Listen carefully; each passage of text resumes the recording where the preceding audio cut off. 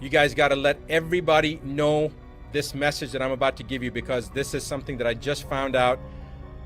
It's beyond belief. This is regarding a House resolution that was initiated on May 1st of this year, introduced into the U.S. Congress. It's a House Resolution 6666. That is not an exaggeration. I have no idea how this works, but this is what the actual House resolution number is, 6666. And I'm going to read you what that House resolution is. Please make sure that you pass this on to every single person that you know. I don't care whether you're in the United States or not, you got to get this information out. House Rule 66 or House Resolution 6666 is for COVID-19 testing, reaching, and contacting everyone act. The acronym is TRACE Act. Again, TRACE Act stands for testing, reaching, and contacting everyone. It was introduced by Bobby Rush, who is a Democrat from the state of Illinois. And they have introduced this bill into the House, and they're going to roll this out from a testing standpoint in Ventura County, California, which happens to be where I'm at right now. And I couldn't believe that I heard this, but basically this act is to allow individuals to come into your house, and if you've got a cough, or somebody in your family has a cough, or you have a fever, or anything that they determine that shows that you have COVID-19, regardless of whether you've been tested or not. They will also test people, but remember that testing already has been shown to be there to be a high rate of false positives. False positives meaning you don't have COVID-19, but the test shows it's false positive. It's showing up as positive, so they call it a false positive. We already know from the studies previously done as far back as 1984, but as recently as 2018, that individuals that did not have COVID-19 or coronavirus, even in the cat model, cats that had never been exposed to coronavirus, tested positive if they had had a flu shot. And we don't know about the H1N1 shot. We don't know about the herpes zoster shot, the shingle shot. There's many other vaccines that people have gotten. We have no idea if people are going to be testing positive, have false positives based upon those tests. So the point is that the chance of them testing someone and them being positive is pretty doggone high, even if the person doesn't have COVID-19. But they're going to use that to pull you or your loved ones away under pretense of public safety and put you into quarantine. This is a load of rubbish, because if you're in your home isolated, who are you going to expose? All right? And if they're going to try to take you away from your family, the chances of you having infected your family, even if you did really have COVID-19, is about 99.9%. They're using this as an attempt to further divide us as individuals. They divided us from our friends, from our social circles. Now they're dividing us from our own family units. This is the most ominous sign so far that we've seen. I want you to all wake up. I want you to pass this information on. I want you to tell every single person that you know what's happening. If you're not in the United States, I don't care. It's coming to your country as well. I want you to remember that this is how it all begins. Pass this on, pay it forward, because tomorrow it could be your family, in your county, in your state, this is going to happen. Then repeat after me, I am free. And we keep having to say we're free, and in America they keep having to tell the people they're free every 5 minutes because they might otherwise suss that they're not. Slavery was never abolished. It was only extended to include everyone. And yet people go so out of their way to convince themselves they're not in a state of slavery. First stage of disconnecting from slavery, realize you're in a state of slavery.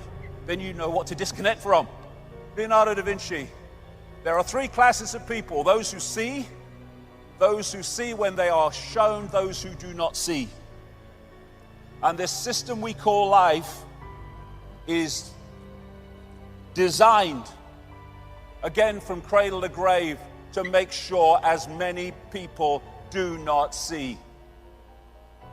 And that's what I call the perception deception. These are three major CIA people. William Casey, CIA director, will know when our disinformation program is complete, when everything the American public believes is false. The CIA owns everyone of any significance in the major media. William Coley, CIA director. Deception is a state of mind and the mind of the state. James Angleton, infamous CIA operative.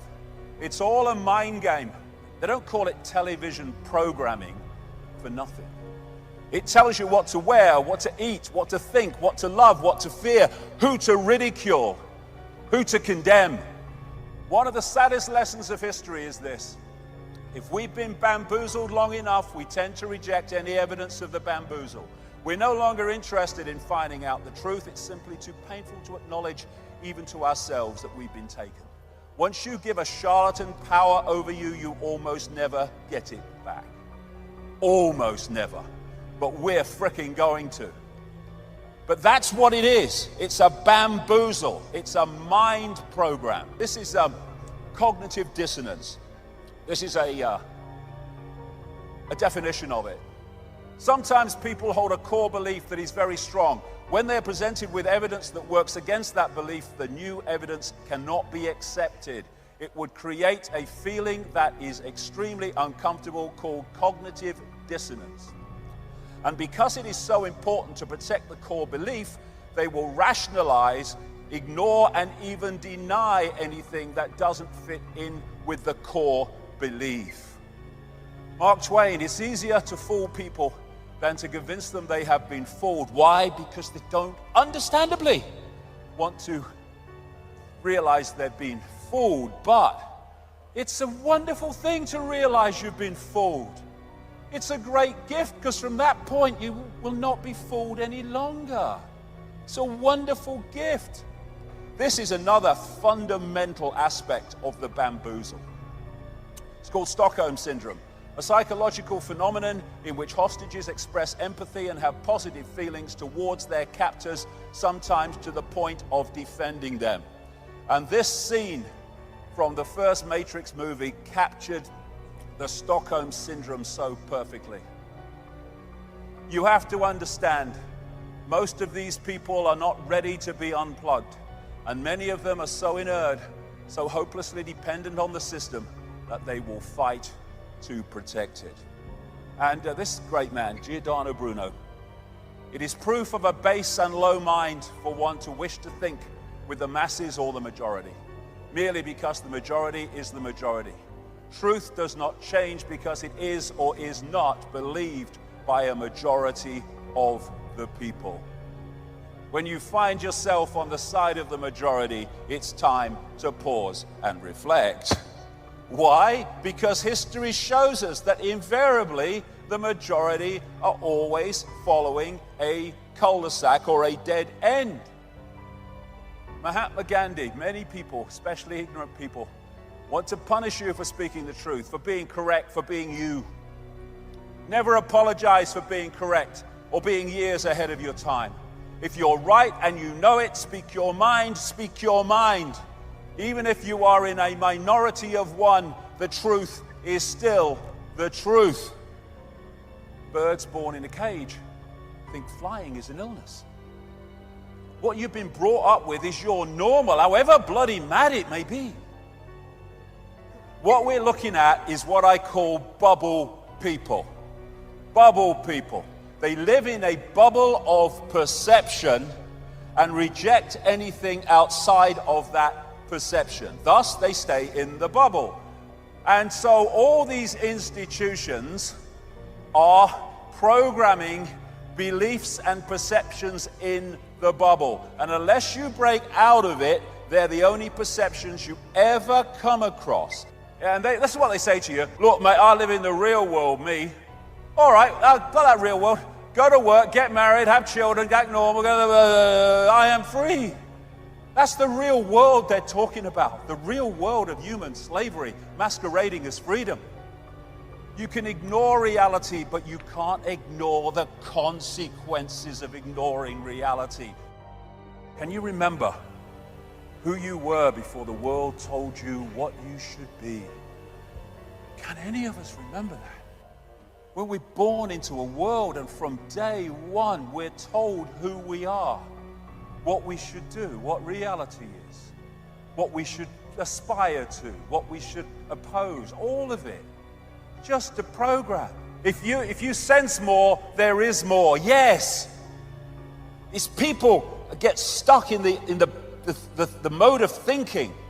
And when we feel something, what does it feel?